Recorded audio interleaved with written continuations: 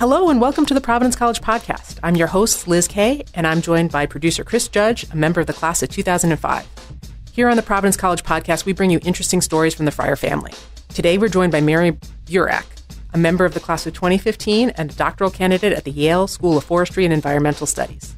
Mary studies how human activities and land use can affect wildlife abundance, movement, and gene flow. Her research now focuses on large carnivore communities, such as lions, leopards, and hyenas in Tanzania, and interactions with the people there. Mary, thank you so much for joining us. Thanks for having me. I have to be honest, when I try to picture your research, the first thing that comes to mind is an Animal Planet special. Can you just, bust all our illusions and tell us how your fieldwork actually compares? Right, yeah. I think growing up, I'd describe some sort of Discovery Channel as probably my dream job, and it's pretty close. It might not be as glorious as maybe one of those channels describes, but when I'm actually in the field, it's a lot of long hours in hot weather, wearing long sleeve clothing so you don't get brushed up. So lots of sweaty days, up at dusk, and oftentimes don't go to bed until dawn, sometimes without running water or electricity. So in some ways probably lines up a lot with a Discovery Channel show, but in other ways maybe a little less comfortable. So, and I'm curious how much contact you actually have with animals, or I guess the signs of animal presence. Right. So I do not handle any of these carnivores directly. So all of my data collection is indirect, meaning I either deal with visual sightings, often from a bit farther away just for safety standards, or I'm out during the day, typically when carnivores are resting and so they're not active, and I'm hopefully more safe, and I'm out and about looking for signs of hair, scat, tracks, things of that nature. So I do see them, oftentimes, thankfully, from the safety of my vehicle. I hear them a lot when I go to bed, but I'm not actually going out and trying to interfere with them or handle them in any sort. But you mentioned scat, and I just want to ask you a little bit more about that. I mean, how does this factor into your research? So the scat is probably the gold mine for me, and in some ways it's probably the least interesting aspect for other people. But for me, scat can provide, first off, just the location of where I've known that carnivores go. Wherever there is scat, we know that a lion, leopard, or hyena has walked by. And when I take the scat and I collect it and I go home, I can actually extract genetic material from it. Basically, when an animal excretes scat, some DNA from your intestinal lining will come out with it. And so from that, I can get genetic information, which can then help me figure out things like how many individuals are in this area, who's related to who, and who's moving where, things of that sort. Again, items that would normally be on the cutting room floor of any good Discovery Channel program, but thank you for giving us that insight. Can you tell us a little bit about your path to research? How did you get started? Sure. So I definitely got started at Providence College. I bopped in and out of some people's research labs throughout my first couple years, trying to figure out what it was in science that I wanted to pursue. I knew I was interested in ecology and environmental science, but I think, like most people entering college, if you're interested in the sciences, the most natural advice is to pursue something pre-medical. And so that's what I thought was the only option for a few years. But after a while, I started realizing that I was being drawn more and more to the ecology courses at Providence College, things like botany or the animal behavior courses. So when it came time to study abroad, I actually decided to do one of the field-based programs that are available. So I actually spent a semester in my junior year abroad in both Kenya and Tanzania, and that was sort of my first crash course into ecology and hands-on research. And then when I came back from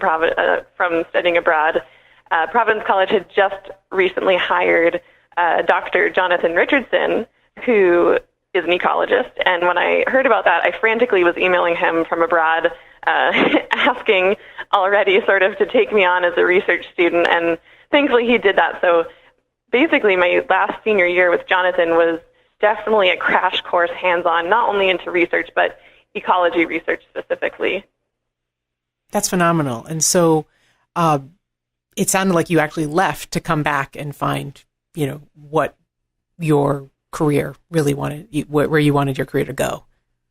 Oh yeah, it was perfect. I mean, it couldn't have been more perfect timing with, studying abroad. Finally confirmed my suspicion that I liked ecology and that I liked environmental science, and then to come home and have this new hire whose research interests perfectly aligned with yours was great. And thankfully, Jonathan did not ignore my frantic emails to take me on. No, I don't think many faculty here do that, thankfully. No. So can you tell me a little bit about your experience studying abroad here? Yeah. In my opinion, it was, in terms of applying and getting out there, that process was pretty easy thanks to Providence College. I went on their website. I remember looking through a whole list of pre-approved programs or organizations, things that sort of make the paperwork and the flow of things easier, and I knew I wanted to do something off the beaten path, which in my mind meant sort of a non-European or maybe non-Australian countries or regions where people typically study abroad. I wanted to go somewhere else and maybe somewhere that offered ecology, and so I stumbled upon the School for Field Studies, which was listed on Providence College's study abroad website, and so I started poking around with their programs, and they have a whole bunch, things from marine science to, I think, climate science, things like that. And I was attracted to their wildlife ecology program, which also just happened to be in East Africa, which I couldn't say no to wanting to go there. So I applied and, was accepted, I think, up to a year in advance. So I knew a significant time ahead of time that I was going to be going, and I spent my entire semester there. And what did you do there? So I would say I took classes, although it doesn't feel like the traditional classes where I went into a classroom. I was maybe in a classroom half the time, and then the other half of the time we were learning out in the field, but I officially took classes such as wildlife ecology, wildlife management, environmental policy, and I also took a Swahili language course there. And basically the setup was at the beginning of my time in both Kenya and Tanzania, we would sort of do a week of intensive classes in a classroom. And after that, we would just be constantly out in the field doing daily field trips to local parks or local villages, learning about the wildlife and human-wildlife interactions. And in both Kenya and Tanzania, there was also a homestay component, which was fantastic. It was just for a day, but really from the time you woke up until it was time for bed, you got a good taste of what local life is like. And then in addition to that, in both Kenya and Tanzania, I did a week-long field trip, sort of expedition, if you want to call it that, in two big national parks. In Tanzania, that one was in Serengeti, which is sort of like I think a homecoming for many ecologists to get to spend a whole week there. But daily life was things like learning how to do wildlife counts, learning how to identify signs or tracks of animals, and learning how to listen to locals when they talk about what life is like living with wildlife and how to sort of deal with problems that locals have that oftentimes tourists or scientists don't notice or immediately think about when you think about managing and conserving wildlife. That sounds very much like the research you're doing now. It is. It definitely kick-started what I wanted to do in my PhD, and I remember when I was applying to doctoral programs, I just thought if I could get back to this place that I studied abroad and really fell in love with ecology and wildlife research, if I could go back, that would just be such a great, homecoming, and being able to pursue something that I know I like is something that I'm willing to commit to for many years, as is the PhD program. This seems like a great segue to talk a little bit about your research. Can you tell us more about how you framed your project and what you're finding? Sure. So like I said, it was definitely born of my experiences studying abroad. So when I was applying to doctoral programs, I knew I wanted to do studies of human-wildlife conflict. And when I found out about the Yale Forestry and Environmental Studies program, I really loved it because they are one of the few PhD programs that really fosters interdisciplinary research, meaning if you're interested in natural science like ecology, but also interested in social problems like human issues with wildlife, you'll be supported here. And with the help of my advisor, we started talking about where in the world I wanted to conduct this research. And thankfully, he was really supportive about me wanting to return to East Africa. He had a student graduate, I think back in 2005, and has since gone on to start her own nonprofit in Tanzania. So she was sort of a natural bridge to linking my past experiences with perhaps current experiences of research. So he put me in contact with her. She runs this community-based conservation organization that tries to help mediate human-carnivore conflict.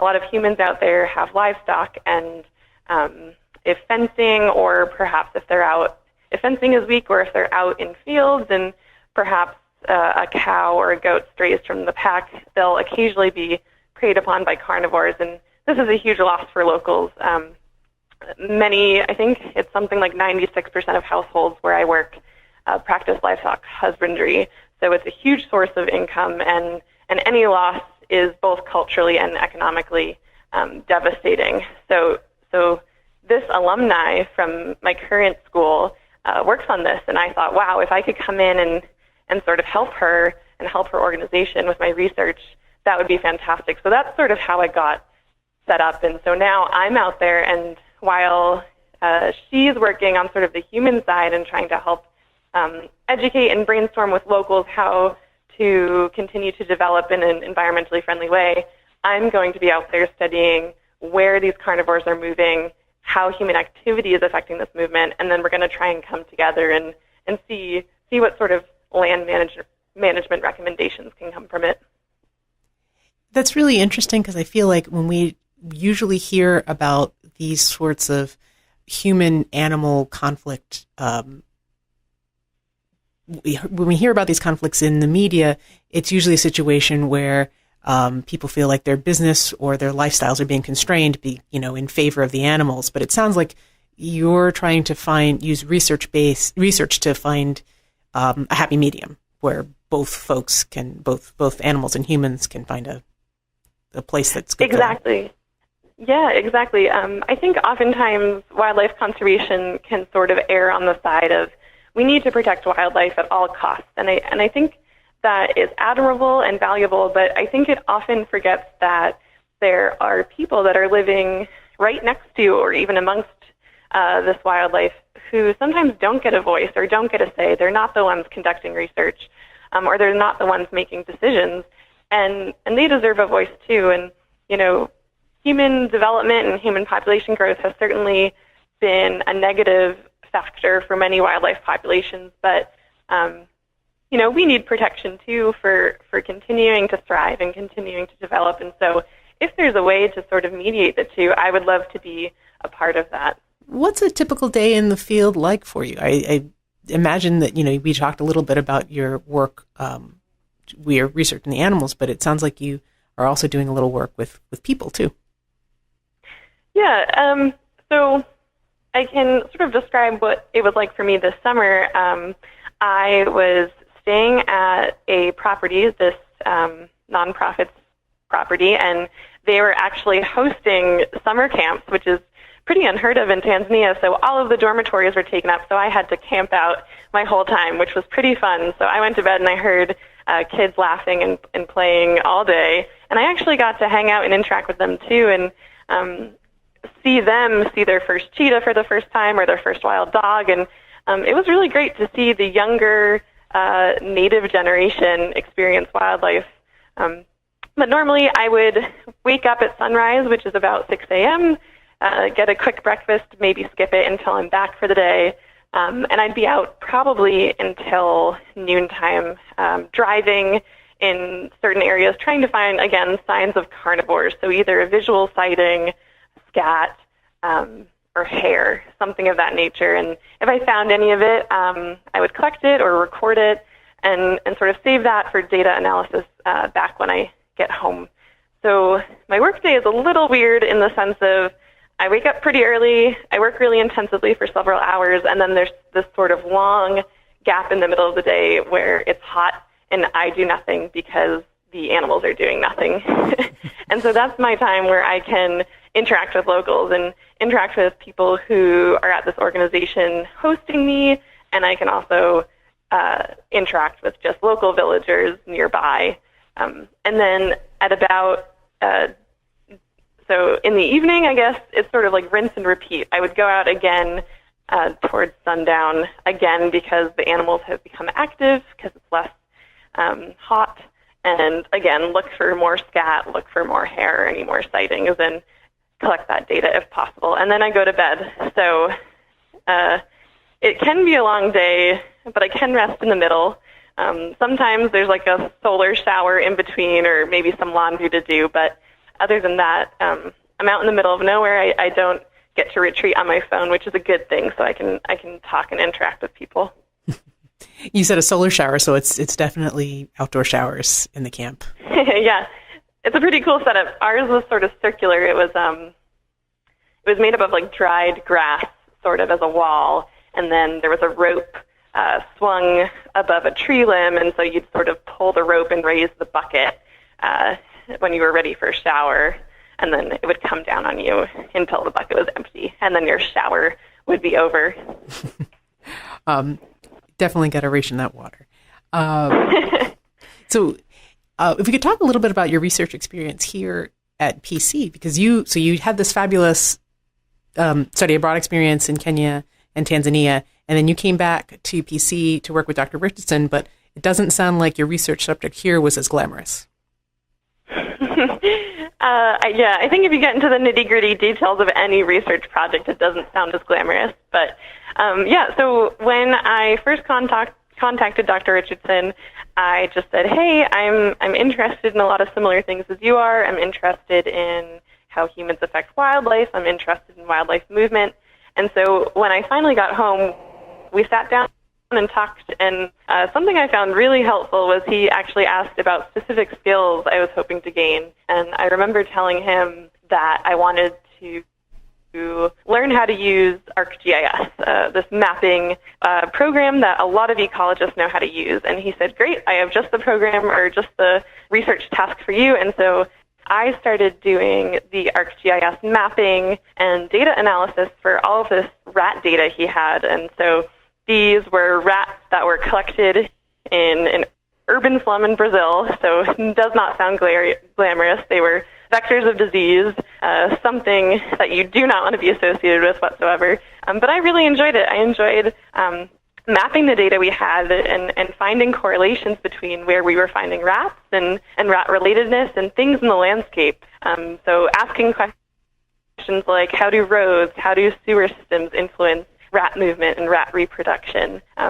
Doesn't sound like it relates to my current research, but in some ways it does, because I'm asking similar questions. You know, how do roads, how do farmland influence carnivore movement? And so with the rats, the goal was to kill them. With the carnivores, our goal will be the opposite, to save them. But definitely sort of transferable findings, or at least... Yeah, absolutely, which is something I really value. I don't know if I realized it right at the beginning, but Jonathan was a great advisor. He sort of like threw me in,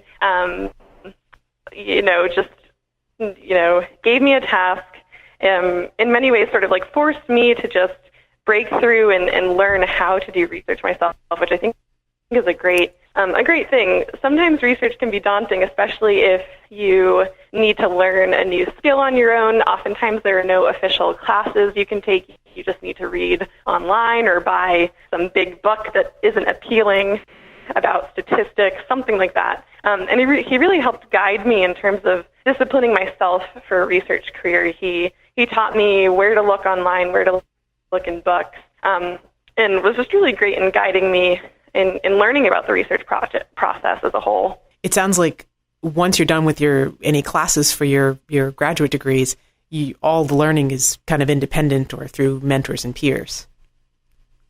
Oh, absolutely. So I only took classes my first semester as a graduate student.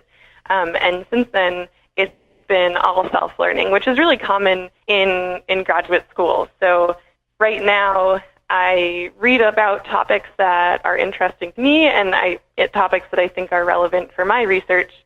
And then when it's time to collect data or analyze data, I know about these topics that I want to pursue or these techniques I want to pursue, and it's time to actually try it out. And so oftentimes you're self-teaching or you're sort of following a book that's been published. And if you need help, a lot of it depends on interactions with your peers. So be it your advisor or fellow students in the lab. So it's a lot of self-discipline and self-learning for sure. Can you tell us a little bit about yourself and what characteristics about yourself you think led you to choose this path? I'm curious, do you love the outdoors? Have you always loved animals? How did you know that a scientific life was the one for you? Yeah, in some ways, I feel like I always was drawn to the outdoors, although I never really had the stereotypical hiking or camping every weekend growing up. I had a big backyard that was surrounded with woods. I loved going out into the woods and flipping over logs and whatnot. But definitely as a kid, I had no idea that I don't know, was something that maybe herps do or when they go out looking for lizards. But I was definitely exposed to the outdoors. I did summer camps as a kid, junior ranger programs where I would go to a state park and learn about managing trails. And I think all of these little things sort of started to add up, that when it came time to apply for college and even within Providence College, when I started really thinking about, how do I set myself up for a career that I like, I just thought about the few experiences that I did have with the outdoors. I really, really enjoyed them. I knew I liked the outdoors, but I never spent too much time. I spent a little bit, but sometimes I was just thinking back about, Discovery Channel shows that I would watch, and I just really admired the people on there, or I just thought that was a lifestyle I wanted to pursue. And again, I think I just had a lot of small experiences, and so I had this inkling, but I really think my study abroad experience through Providence College was sort of my biggest realization. I had these ideas, but it never became this idea that I thought was realistic until I studied abroad. There's been a lot of discussion in recent years about the challenges that women face in STEM fields. Looking back on your career so far, what advice would you have for women who are studying science and technology? Mm-hmm. Yeah, being a woman in the STEM field is challenging. We know about the statistics. We know that men typically earn more income. There are typically more men serving in higher positions. And thankfully, since we know about these statistics, the gaps are thankfully closing, although challenges and biases definitely still exist. For any younger women hoping to pursue a career in STEM, I hope they just know that there are a lot of awesome women out there right now paving the way and hopefully breaking barriers for future generations. One thing I've sort of pursued or joined, I guess, since starting graduate school was I hopped on Twitter.